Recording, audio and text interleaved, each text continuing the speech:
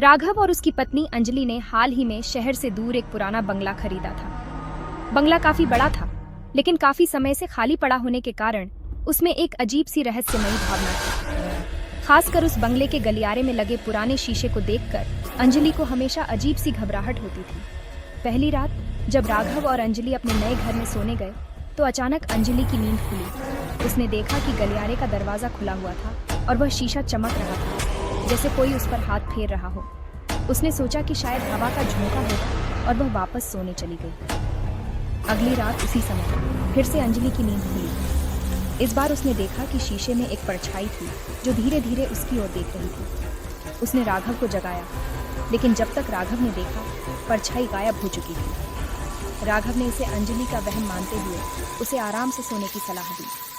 तीसरी रात अंजलि की नींद फिर खुली, लेकिन इस बार शीशे में सिर्फ एक परछाई नहीं, बल्कि उसकी खुद की छवि थी। लेकिन उसका चेहरा विकृत और खून से सना हुआ था।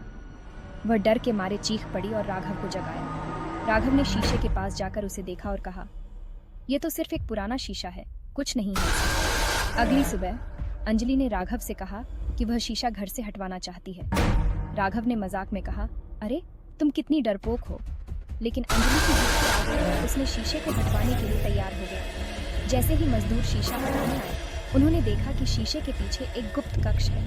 जब उन्होंने दरवाजा खोला तो अंदर एक छोटा कमरा था, जिसमें एक कुर्सी पर बैठा हुआ एक कंकाल था। उसके हाथ में एक टूटा हुआ आईना था। कमरे की दीवार पर खून से लिखा था, मैं अभी यहाँ हूँ। अंजलि की चीखें सुनकर राघव ने उसकी ओर देखा, लेकिन अंजलि की आंखों में कुछ नहीं था। वह धीरे धीरे मुस्कुरा रही थी, वही विकृत मुस्कान जो उसके शीशे में दिखी थी। राघव ने धीरे धीरे पीछे हटना शुरू किया, लेकिन तब तक बहुत देर हो चुकी थी। अंजलि अब अंजलि नहीं थी।